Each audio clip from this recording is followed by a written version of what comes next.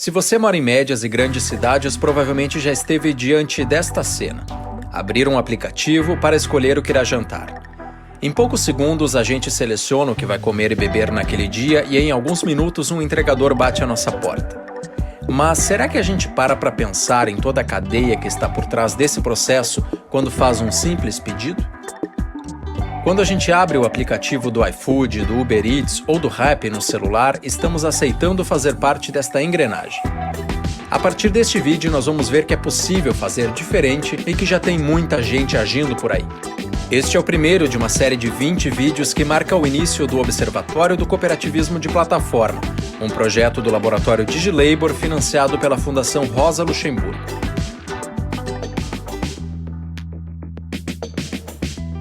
Vamos começar do começo. Para falarmos sobre cooperativismo de plataforma, precisamos antes falar sobre o que entendemos como cooperativismo e como plataforma. Cooperativismo é quando os trabalhadores se articulam em torno de uma organização com gestão democrática e participação de todos nos lucros. Plataforma une uma organização empresarial com a tecnologia, conectando pessoas e serviços. Você pode pensar em Uber, Netflix ou Airbnb, mas há diversas outras plataformas organizadas de formas muito diferentes. A partir disso, apresentamos o cooperativismo de plataforma.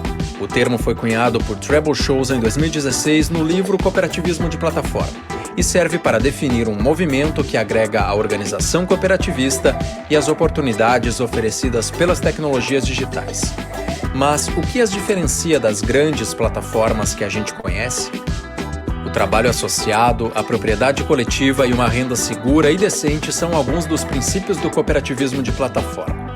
Nos próximos vídeos nós vamos ver que essa recente forma de organização não está presente apenas entre os entregadores. Acompanhe o nosso próximo vídeo e siga @cooperativismo de plataforma nas redes sociais.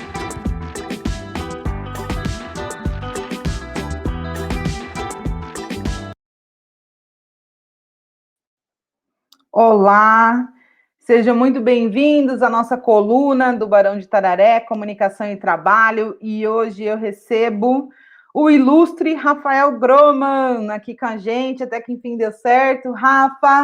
O Rafael Groman é professor do BPG-Com da Unicinos, é também o coordenador do DigiLabor, um centro de pesquisa, né, Rafa, que fala sobre o trabalho, está envolvido em várias pesquisas, né, redes de pesquisa, que a gente vai falar um pouco mais aqui, e também é do Centro de Pesquisa em Comunicação e Trabalho. Estou fazendo aqui, Rafa, trazendo todo mundo do CPCT para conversar com a gente. Seja muito bem-vindo. Oi, gente, tudo bem? Uma alegria estar aqui com vocês do Barão de Tararé. Eu admiro muito o trabalho de vocês há muito tempo e fico à disposição aí para a gente prosar.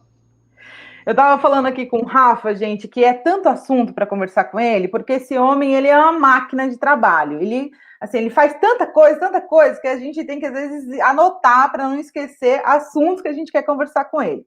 Hoje, a gente vai conversar sobre dois assuntos muito importantes, que é o Observatório do Cooperativismo de Plataforma, que foi lançado nessa semana, assunto quente para a gente conversar com o Rafael, e também sobre o livro lançado pela Boitempo, que chama Laboratórios do Trabalho Digital, que tem uma turma muito interessante que participa do livro. O Rafael vai contar para a gente como foi.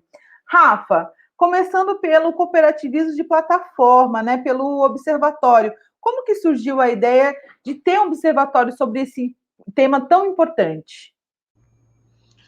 Na verdade, a gente faz tanta coisa, mas tem que ter um eixo que gira, que une, senão a gente não consegue trabalhar. E, no fundo, esses dois temas têm a ver com a construção do DigiLabor, primeiro enquanto newsletter, e depois como laboratório de pesquisa, que tem uma newsletter.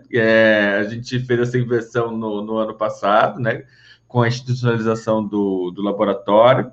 E o cooperativismo de plataforma, desde antes do DigiLabor, quando eu morava em São Paulo, é um foco. Assim, começa primeiro com cooperativas de comunicadores, de jornalistas, depois a gente amplia, entendendo isso como uma forma de um arranjo alternativo aos grandes conglomerados tecnológicos. E eu via que no DigiLabel era uma questão e as pessoas começaram a falar, Rafael, eu quero mais conteúdo sobre isso, e começa a ter uma pressão por isso, uma pressão boa, né? Mais gente querendo conteúdo sobre. Por outro lado, a gente começa a ver que, apesar de ser um assunto meio hypado em determinada bolha acadêmica ou em determinados circuitos de esquerda, isso ainda era um assunto desconhecido por maior parte das pessoas. No mundo bombardeado por coaches, startups, uma certa gramática coach LinkedIn, a gente sentiu falta de um diagnóstico mesmo de comunicação, que as pessoas não conhecem o cooperativismo de plataforma, ainda está muito restrito e é preciso um esforço de comunicação mais amplo para que as pessoas tenham acesso e tenham interesse também em construir iniciativas como essas no Brasil. Então, nasceu como um spin-off do DigiLabel, financiado pela Fundação Rosa Luxemburgo, a primeira parceria do DigiLabel com a Fundação Rosa Luxemburgo, a fundação que patrocinou a tradução do livro, a publicação do livro no Brasil, do Trevor Shows, do cooperativismo de plataforma. Então, basicamente, é um spin-off do DigiLabel. O Observatório tem um visual muito parecido, por isso que... Então, tem dois eixos centrais, né? Um é da curadoria de conteúdo que o DigiLabel já faz. Então, tudo que o DigiLabel colocar na newsletter de cooperativismo de plataforma vai também para o Observatório como um lugar um pouco mais organizado para achar informações sobre isso. Então, a gente colocou artigos e notícias. A gente começa com 20 artigos e 15 notícias, que a gente coloca um resuminho para as pessoas quererem ler um início, assim, tanto das notícias, tudo em português, porque a gente sabe que a maior parte do conteúdo hoje está em inglês. Então, para a gente conseguir traduzir isso, de alguns recursos e ferramentas que a gente acha que são importantes para o cooperativismo de plataforma, como alguns projetos como o Fair Work, que a gente faz parte, o diretório de cooperativas de plataforma, que é do pessoal do Trevor Shows lá na New School em Nova York, e uma série de outras questões, códigos abertos de cooperativas, algumas coisas mais práticas. Esse é um primeiro eixo da curadoria de conteúdo, que é um eixo forte do DigiLabel. Um segundo é produção de conteúdo, já que a gente está falando que falta chegar a mais pessoas, a gente resolveu, nessa primeira fase desse financiamento desse ano da Fundação, fazer uma série de 20 vídeos curtos para o IGTV, que estão no site também, já tem 5, explicando princípios do cooperativismo e práticas pelo mundo e algumas pelo Brasil, para que as pessoas conheçam o que está sendo colocado, debatido. Uma coisa que é importante, que eu não falei antes, que é como a greve dos entregadores ajudou a impulsionar essa pauta. A greve dos entregadores ano passado coloca em evidência a necessidade tanto de uma regulação maior sobre essa questão, quanto de construção de alternativas. Então, isso passa a ser considerado uma questão de política pública. Nas eleições do ano passado, a gente já viu isso em alguma medida, alguns candidatos colocando essa questão, seja de plataformas públicas, seja de construção de plataformas locais, como uma questão urgente. Então, a gente aposta nisso. Ontem, o Daniel Santini, da Fundação Rosa Luxemburgo, no lançamento, disse que espera que o Observatório traga debates e até incentive mudanças legislativas sobre cooperativismo no Brasil. Então, nasce um pouco com essa função de ser um centro, né, de discussão e de visibilização desse tema. Só para terminar a questão da produção, então a gente vai lançar 20 vídeos até setembro, curtos de 2 minutos, com princípios e práticas, e a gente já está em produção um primeiro documentário de curta duração, que está sendo dirigido pelo Caio Castor. A ideia inicial era de focar no documentário em algumas experiências brasileiras que tem ainda em construção, porque a gente considera que essas iniciativas são laboratórios, são experimentos que não têm fórmula pronta e não devem ser cobrados enquanto fórmula pronta. E aí, depois de muito pensar o que a gente ia fazer, de pensar a minha possibilidade, a gente vai focar nas Senhoritas Courrier, que é um coletivo de entregadoras mulheres e LGBTQIA+, de São Paulo, e os desafios dela, tanto de auto-organização, de organização do trabalho e dos desafios tecnológicos. Tem sido muito interessante, a gente espera lançar isso até o final de julho. Eu quero aproveitar e mandar um abraço para a Jacira, que é a entregadora das Senhoritas Courrier, que é minha amiga, deparei com ela na matéria que a Globo fez, e sem dúvida é um espaço para as mulheres importante, vi que ela inclusive estava super realizada lá. Mas, Rafa, voltando para o tema do cooperativismo de plataforma, a gente sempre fala aqui, a gente falou com a Roseli, com o Guto, né, que há um pêndulo do trabalho, que ao mesmo tempo que há uma precarização, há também inovações do trabalho. E isso, para a área da comunicação, a gente tem visto que tem se desenvolvido essas novas alternativas, né? Você estudou cooperativismo de plataforma no Brasil, cooperativas de comunicação também na América Latina, né, do tempo. O que você viu na área de comunicação sobre cooperativismo? Por que você acha que no Brasil não tem tantas cooperativas assim fora do segmento agrário? Sim, ótima pergunta. Primeiro, dizer que, para mim, o cooperativismo e a comunicação estão ligados pelo umbigo do comum, né? Tanto comunicação e a questão do cooperativismo tem como princípios o tornar-se comum, essa questão vinculativa de sentidos, de organização, enfim, de construção coletiva que está na base. E por que são algumas perguntas que você faz. Primeiro, essa última do por que no Brasil não pega. Tem uma questão legislativa, porque na década de 90 começa a surgir uma série de falsas cooperativas, e eu sempre gosto também depois a gente pode falar um pouco das dificuldades, para mim essa é uma delas, né? Porque, nas palavras atuais dos jovens, greenwashing, whitewashing, ou embranquecimento, hipsterização, tudo a cooptação da pauta para que existam falsas cooperativas. A legislação foi mais rígida no Brasil para a construção de uma cooperativa. Ou seja, se eu quero me juntar com outros trabalhadores para construir uma cooperativa legalmente, isso é um trampo e uma grana que não necessariamente os trabalhadores vão ter. E isso faz com que a maior parte das construções que se baseiam em princípios cooperativistas acabam virando coletivos. Isso é muito interessante, inclusive na área da comunicação. Se a gente for pensar, temos muitas cooperativas de jornalistas, de comunicadores no Brasil? Não, temos uma ou outra, tem da Paraíba, Santa Catarina, Portal de Desacato, tem uma ou outra. Mas se pensar, coletivos de jornalistas no Brasil, tem muitos, e ainda não fiz essa talvez seja uma coisa para a Digilabor e CPCT fazendo depois, de pegar os princípios do cooperativismo e ir nos arranjos alternativos e ver como se cruzam, porque na minha percepção, se cruzam. E aí é diferente, por exemplo, da Argentina ou da Espanha, que são os países no mundo que têm um cooperativismo enquanto... eu estou falando muito da questão legislativa, porque é o que acaba mesmo colocando isso, você é uma cooperativa, que tem um fomento ao cooperativismo via legislação que é muito forte. E isso acaba também sendo uma cultura do cooperativismo. Isso tanto, eu coloco assim, Buenos Aires e Barcelona, talvez aqui eu estou mais perto de outros países da América Latina, estando em Porto Alegre, né? Montevidéu tem também uma cultura cooperativista muito forte. Então, de um lado tem a legislação formal e do outro você tem, quando eu estive em Buenos Aires, as pessoas me falavam, jornalistas, Rafael, aqui todo mundo conhece alguém que tem uma cooperativa, ou que está numa cooperativa de outras áreas. E isso acaba vindo como uma onda para a área de cultura e de comunicação. Então, a gente vai lançar isso mais para o final do ano, nosso relatório sobre cooperativa de jornalistas, mas, se não me engano, tem 27 cooperativas de jornalistas na Argentina. Só que lá não tem muitos coletivos, ou seja, os coletivos que aparecem na área de mídia são cooperativas.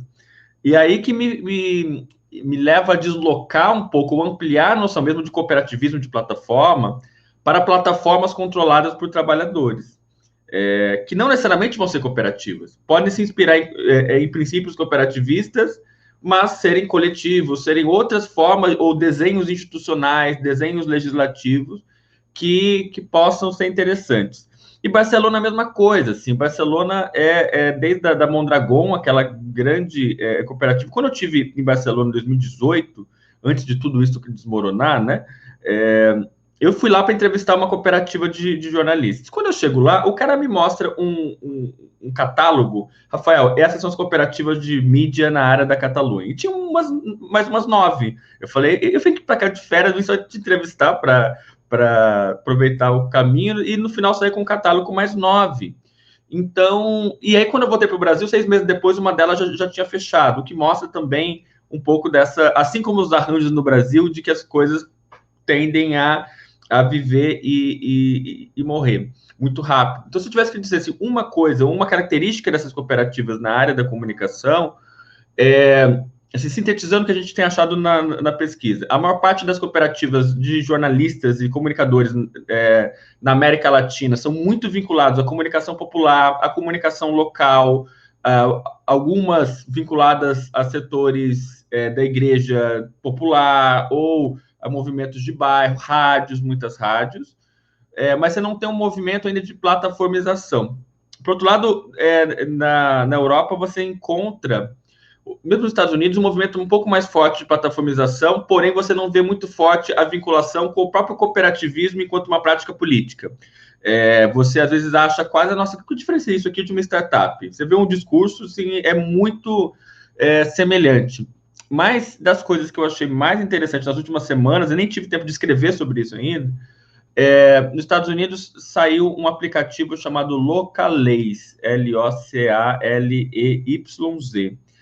e ele se considera uma plataforma cooperativa para mídia comunitária. É um aplicativo e todas as organizações midiáticas alternativas que quiserem se filiar se transformam numa cooperativa de mídias comunitárias e eles compartilham a gestão deste aplicativo, que é tipo um hub da mídia comunitária e local nos Estados Unidos. E aí eu até baixei o aplicativo, dá para a gente acessar e tal, mas eu falei, gente, eu quero construir algo aqui no Brasil. Então, eu tenho aí algumas experiências que a gente pode depois ir se apropriando delas. Com certeza a gente já vai fazer uma outra conversa aqui no canal do Barão, porque isso interessa muito para o Barão, que acaba reunindo uma série de entidades, de movimentos, né, da mídia alternativa, principalmente. Ô, Rafa, mas é engraçado você falando, eu fiquei pensando aqui, a legislação brasileira, ultimamente, apoia uma pejotização dos jornalistas, e, ao mesmo tempo, dificulta a formação dessas cooperativas, que poderia ser uma saída, né? Está aí algo que a gente pode defender com mais força perante os parlamentares amigos do Barão, a turma que gosta desse tema, porque são duas saídas, né? Uma aposta na saída individual e a outra em arranjos mais coletivos. E o que a gente tem visto na pesquisa do CPCT, né, Rafa, é que esses arranjos são justamente arranjos porque há várias formas de se arranjar-se, né? Às vezes é uma conjunção de MEIs, às vezes não tem MEI, pega um amigo, né, para ajudar nessa questão mais burocrática. Está aí um tema importante para a gente debater com os parlamentares amigos do Barão, que é esse estímulo às cooperativas de comunicação, perante, inclusive, a desigualdade do acesso, né, e pluralidade, diversidade de informação que a gente tem no Brasil. Mas, Rafa, mudando agora um pouco de assunto, pero mucho, vamos falar do livro, né, que você lançou pela Boitempo. Fiquei super feliz com o livro, já comprei o meu, comprei depois de uma promoção grande. Vou falar para vocês, está em promoção. O Rafa sempre tem um cupom para comprar livro mais barato na Boitempo. Vamos ver se ele tem algum cupom para falar aqui para os assinantes aqui do canal do Barão. Rafa, me fala um pouco do livro, como nasceu o livro, como ele é estruturado, como você pensou o livro e qual que é a importância, né, do tema sobre trabalho digital. Beleza. Primeiro, vamos falar para quem quer comprar, né? A gente vai fazer o momento TechPix. Se alguém quiser comprar com desconto no site da Boitempo, o livro Laboratórios do Trabalho Digital ou o livro Uberização, Trabalho Digital em Indústria 4.0, organizado pelo professor Ricardo Antunes, é só usar a hashtag Uberização, com cedilha e com tio, como cupom de desconto no site da Boitempo até 31 de julho.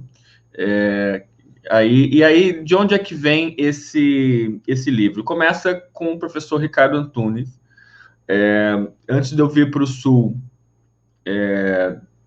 eu estava prestes a entrar de cabeça no projeto junto com ele, em Campinas. A gente acabou fazendo um seminário que redundou no livro uberização do trabalho digital indústria 4.0. Desde então, eu não tenho estado tão próximo ao grupo do professor Ricardo, mas feito muitas parcerias e ajudado nessa interlocução deles com o Ministério Público do Trabalho de Campinas, que financiou o primeiro livro, e eles acharam interessante de ter um compilado de coisas que a gente já vem publicando no DigiLabor há um tempo, mas que estavam, como eu falei que os dois assuntos se conectavam, né? Mas que não estavam ainda organizados num livro para as pessoas dizerem onde é que eu acho, de uma maneira clara e acessível, algumas coisas que o DigiLabor já vem fazendo há algum tempo. E nisso surgiu a proposta do Ministério Público do Trabalho, a partir do projeto do professor Ricardo Antunes, de financiarem um livro pela Boitempo. A Boitempo adorou a ideia, e gostou também do resultado final. Eles, enfim, eu nem conhecia o pessoal da Boitempo, foi ótimo, tem sido uma ótima experiência. E a gente selecionou 38 entrevistas das mais de 120 que a gente já fez no DigiLabor. Ultimamente, por causa de outros projetos, a gente não tem conseguido fazer tantas entrevistas. Mas a gente selecionou 38 entrevistas que a gente acha, bom, essas são as entrevistas que sobre trabalho por plataformas, que em 2019 e 2020, que foi o tempo que a gente, assim, digamos, na primeira fase do DigiLabor, que a gente acha que traz contribuições ou apresenta insights para as pessoas que quiserem pesquisar sobre esse assunto. E é engraçado que eu ouvia muito isso. Rafa, eu quero citar uma entrevista que você fez no DigiLabor na minha tese, mas o meu orientador não deixou porque é de um site. E aí, num livro, isso ganha uma outra característica. Obviamente, foi totalmente revisado. Algumas entrevistas foram atualizadas, porque, enfim, foram 19, antes da pandemia. Eu faço uma defesa. Eu fiquei muito pensando no título, se o título ia ser trabalho por plataformas, mas a gente não fala só de plataformas, a gente fala de outras questões que envolvem algoritmos, dados, outras manifestações de trabalhadores de tecnologia. Eu resolvi assumir que trabalho digital não é um conceito, afinal, o trabalho é sempre uma atividade humana, o trabalho não pode ser digital. Porém, sob essa alcunha, surge uma série de estudos, o que vai desde os estudos que envolvem se o usuário das mídias sociais é ou não trabalhador explorado, ou se são os dados deles, a discussão aqui de muita economia política, até os debates atuais sobre plataformas, até os debates vindouros, que se agrupam sobre uma série de estudos que pode se chamar de trabalho digital, pode chamar de outros nomes, mas que é difícil de nomear, né? Então, essa ideia de os laboratórios vem também de experimentar tanto com os conceitos quanto com as práticas que a gente já vem vendo sobre cooperativismo de plataforma. A última parte do livro é exatamente sobre alguma experiência de construção de plataformas pós-capitalistas e de que maneira que isso traz. O livro tem algumas sessões, a gente foi organizando as entrevistas por sessões. Tem um capítulo introdutório meu, contextualizando esse debate. Em seguida, tem um primeiro que é sobre organização do trabalho, tem a professora Roseli Figueiredo, o professor Ricardo Antunes, o Antônio Casilli, enfim, não vou falar todo mundo, senão vou falar só esses dois brasileiros. Tem a Fernanda Bruno, do Brasil também. Depois tem tem a Ludmila Bilho. Então, são entrevistas curtas. Quando as pessoas vêm me dar parabéns, eu tenho que dar parabéns para mim e para os 38 autores que ajudaram, e acho que o DigiLabor tem material para mais 1 ou 2 livros com as entrevistas que a gente já tem, né? Então, eu entendo o livro como um produto, ou uma condensação do que a gente já vem fazendo, no mesmo espírito de, ao mesmo tempo, curadoria de conteúdo e deixar chegar alguns debates de uma forma mais acessível para as pessoas, sem perder a profundidade. Isso que eu ia te falar. Ele está muito bem estruturado, né? Então, você conseguiu organizar bem o livro. É uma dica para quem está estudando o assunto, se interessa pelo assunto. Então, tem esses nomes que o Rafael falou, tem a Úrsula Rios, tem o Nick Zizek, né? Tem a Ludmila Bilho, que ele já falou, mas tem o Vicente Mosco, tem a Marisol, estudiosos que são referências bastante consolidadas nesses assuntos, né, Rafa? Mas voltando aqui para a questão do digital, eu sempre, quando alguém fala digital, eu sempre coloco na minha cabeça, sempre vem uma referência na minha cabeça que ele não é sozinho, né? Então, o que a gente vê é que o capital financeiro tem aplicado, né, investido muito nas saídas digitais, né? Tanto que eles chamam de unicórnios, né? Tem essas questões que a gente já debate sobre nomenclatura. E quando a gente coloca trabalho digital, eu acho que também tem essa questão, né, de tentar isolar ao mesmo tempo para generalizar um novo tipo de trabalho, inovações atuais do trabalho, mas sem se perder que esse trabalho é sempre uma atividade humana, ele está sempre dentro da categoria trabalho, né, Rafa? Exato, não dá para a gente perder isso de vista, de historicizar. E as próprias artimanhas do capital em renomear essas coisas, em se reapropriar dessas coisas em todos esses debates. Só uma coisa você falou dos grandes nomes, né? O livro do Nick Siniszek é uma referência para falar sobre capitalismo de plataforma, mas não tem tradução. Eu acho muito difícil que tenha tradução de todos os livros que a gente fez as entrevistas. Então, as entrevistas eram... Começa pelo nome dele, né, Rafa? Para a gente conseguir falar. Com certeza, o senhor Nisek. E aí é isso, assim, traduz a Shoshana Zuboff, que ok, tem sua importância, mas tem outros debates mais críticos, inclusive, sobre essas questões. E essa questão de pensar o que é histórico, isso, inclusive, eu vou fazer uma confissão, depois se quiser você corta. Quando a gente lançou o livro As Mudanças no Mundo do Trabalho do Jornalista, uma crítica que a gente recebeu, muito bem-vinda, de colegas de jornalismo, era que ao colocar o acento muito nas mudanças, a gente não pensava muito as permanências. Quer dizer, é o grande... ao dizer que tudo muda, que as coisas mudam no trabalho de jornalista, a gente também não pensa o que permanece.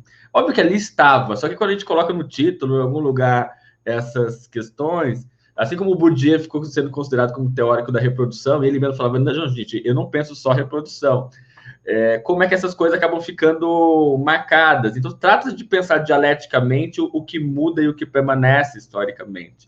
Um exemplo, não é um papo para hoje, mas a gente está terminando a pesquisa sobre a primeira fase da pesquisa sobre as fazendas de clique, e que é uma coisa, é um tipo de plataforma que é muito nova e tal, mas você pega as histórias dos trabalhadores e o modo como eles lidam com essas plataformas, vem de toda uma experiência com trabalho informal, com se virar com coisas muito antes das plataformas.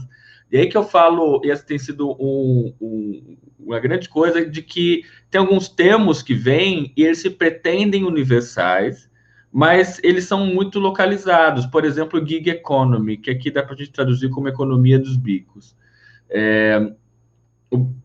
O que pode ser muito novo para a Europa, que depois de 2008 você tem uma queda nos empregos considerados estáveis, de um estado de bem-estar social. E até a última pergunta que eu fiz para a Ursula Rios na entrevista, que fecha o livro, como fazer isso como pensar isso no Brasil, que nem estado de bem-estar social teve, que o nome do livro dela é Reinventando o Estado de Bem-Estar Social. Como reinventar o que nem teve? E não que isso seja uma falta, mas é uma característica. Então, não dá para a gente pensar o Brasil a partir só também da questão da falta, mas o que a gente tem? E aí, o termo economia de bicos pode dizer o que é a Inglaterra. No início, meu argumento era o Brasil e a América Latina têm especificidades, que não é da Europa. Eu hoje estou dizendo o contrário, a Europa tem especificidades, a maioria somos nós, a maioria é África, estando no Fair Work, estando na América Latina... Índia, né? O essencial é essa precarização estrutural do mundo do trabalho como um todo, né? Exato. A partir da informalidade como uma norma de vida dos trabalhadores, quer dizer, e esse é o que a Ludmila vai dizer, que o que na visão dela, a uberização faz é a subsunção da viração. E a viração, ou se virar como uma norma permanente, não quer dizer que os trabalhadores fazem bico. Não, é algo que é informal, que é impermanente como forma de vida. Esses dias alguém me fez uma pergunta, Rafael, você acha que a classe trabalhadora, com as plataformas, a vida delas fica mais insegura porque elas não sabem o que vai ganhar no mês que vem? Eu falei, gente, sempre foi assim. Essa coisa de não saber o que vem mês que vem é uma norma da classe trabalhadora. Pode não ter sido de um período ou de umas frações mais ligada fortemente à indústria, com alguma, mas no histórico da classe trabalhadora brasileira, é o gig como norma permanente. O que muda hoje é a subordinação às plataformas digitais. Quando a gente fala plataformas, ao mesmo tempo empresa, tecnologia, infraestrutura, desde o cabo submarino que a coisa compra até chegar no software. É essa a diferença também que eu faço, só aproveitando, tem um minuto, de que o aplicativo não é a mesma coisa que plataforma. O aplicativo é só o software. É coisa que a gente baixa. Falar em plataforma significa pensar toda essa cadeia produtiva que envolve questões empresariais, infraestruturais e por aí vai. É muito importante que quando as pessoas falam assim, o arquivo está na nuvem, né? Acha que é uma nuvem mesmo aqui, né? Mas a nuvem são espaços físicos, né? Então, que são hospedados num prédio, que tem que ter uma refrigeração adequada, ou seja, precisa de condições muito concretas, né? Não é nada de subjetivo. Rafa, o papo está tão bom que eu vou te fazer mais uma pergunta, se você me permite. E eu queria já agradecer, porque esse debate que a gente faz de olhar as inovações, mas as permanentes, são muito importantes, porque a gente acaba falando assim, cadê os proletários, né? Tem uma parte da esquerda que fala assim, agora os proletários precisam se insurgir, e também acaba olhando para o trabalhador, né, com essa classe que vive do trabalho, ainda de um modo que é muito mais complexo, né? A gente não é que não exista o Fordismo hoje, existe o Fordismo, mas existem, né, o toyotismo com prevalência, né, com dominância. Então, isso é bom também, porque também nem tanto só a permanência, nem tanto só as mudanças, e esse debate que você faz muito bem tem contribuído muito bem. Mas, para terminar, eu queria te perguntar, há trabalho, assim, para a gente, eu sei, mas eu quero que você fale aqui para a turma toda, há trabalho sem comunicação? E qual que é o papel da comunicação no trabalho? Eu vou te responder lateralmente a sua pergunta, depois eu vou ao centro. O lateralmente há estudos de trabalho sem estudos de comunicação? Não. Na verdade, essa é uma grande... Adoro batalhas de alguns enfrentamentos. Um deles é esse. Por um lado, assim, existem as áreas mais tradicionais de trabalho, talvez mais no mainstream, administração, e numa via mais crítica, sociologia, tal, nas últimas décadas, que dominam o debate sobre trabalho. Se você for pegar nas grandes instituições sobre trabalho, mas não tem como pensar trabalho hoje, nunca foi, mas hoje ainda mais, sem pensar que os processos produtivos são, ao mesmo tempo, processos comunicacionais.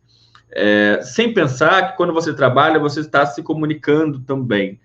E de que isso no olhar conceitual, no olhar de campo, de pesquisa, de área de estudo, a comunicação, que sempre foi uma área de uma articulação de áreas, que sempre foi o que o professor Muniz Sodré chama de um comum epistemológico, de uma articulação entre áreas do saber, é quem hoje consegue mais fazer vínculos com o que está acontecendo. Ou seja, esse debate sobre cabos submarinos, com um debate que vem da exploração do trabalho, com o debate de entender quais são as propriedades das plataformas e o que isso significa em termos de tecnologias digitais, o que significa em termos de produção de conteúdo. A gente consegue entender melhor um circuito de produção e consumo fazendo essas diferentes articulações. Por exemplo, eu lembro que uma vez na sociologia, as pessoas dizem, não, porque a gente precisa começar a olhar a subjetividade dos trabalhadores. Eu falei, a gente está na comunicação, o que a gente faz. Ou dizer, a gente precisa olhar o discurso, a gente também faz. Então, é como se aqui, na comunicação, a gente se encontrasse para articular os principais debates que estão acontecendo hoje envolvendo trabalho e tecnologia. Um outro exemplo muito claro, O Dilema das Redes é um filme que coloca tudo na conta da tecnologia, quase num ponto de drogadição, assim, né? Quase um vício, e como aquele viés psicologizante, tudo culpa da tecnologia. Aí vem a Jacobin, que é uma revista marxista, tal, e eu traduzi o texto, e vai dizer, não culpe as redes, culpe o capitalismo. Como que eu faria, assim, na área da comunicação? O capitalismo hoje também é mudado pelas redes, ou seja, você tem um intercâmbio que não é nenhuma coisa nem outra. Você tem um papel do capitalismo muito forte, mas o capitalismo também hoje não é o mesmo no século XIX. Quem melhor faz essas essas contribuições é a comunicação. E eu acho que as pessoas agora estão se atentando que a comunicação faz pesquisa. E agora que a gente está começando a ser valorizado, e isso é central. Né? Não para a gente querer roubar o lugar dos outros institucionais, mas que a gente se coloca como essa articulação. Conceitualmente, para responder a sua pergunta no core, se eu estou no Teams, na Feira Livre, seja em qualquer lugar, se eu estou trabalhando, eu estou me comunicando. Né? Não tem como estar... atividade de trabalho e atividade de comunicação, linguageiras, de qualquer tipo de linguagem, desde a fábrica, estão na raiz dos processos de trabalho. Né? Não tem como entender comunicação, trabalho sem comunicação. No ponto de vista mais de economia política, pensar as indústrias envolve pensar o papel da comunicação enquanto produção e circulação de valor pelas indústrias e como cada vez mais as indústrias dos mais variados setores têm comunicação como um eixo-chave da sua extração de valor. Então, isso significa também pensar o papel da comunicação nesse cenário mais micro do cotidiano do trabalho e também de uma maneira macroestrutural, econômico, político, enquanto extração de valor, e aí tem pistas, seja no capital, seja nos Grundrisse, para pensar essa questão mais da economia política. Mas, e aí desde assim, para encerrar, o papel, por exemplo, da comunicação na organização de trabalhadores é central, não explica tudo, porque eu acho que a gente aprendeu com 2013, porque em 2013 se coloca as pesquisas, né? Não, a comunicação vai mudar o ativismo digital e não sei o quê. A gente viu, bom, aí tem o livro da Jane Schrader, a gente fez uma live com ela, que ela fez o livro A Revolução que Não Houve, como o ativismo digital favoreceu os conservadores. Não é tudo uma questão de comunicação. Não é uma saída habermasiana, então, olha, então tudo é comunicação. Mas a comunicação tem um papel, só que também tem um papel a questão financeira, a questão de organização da extrema-direita, de que acontece. Então, está se pontuar que a comunicação tem um papel central, mas sempre em confluência com outros, e a comunicação nunca é um ente isolado.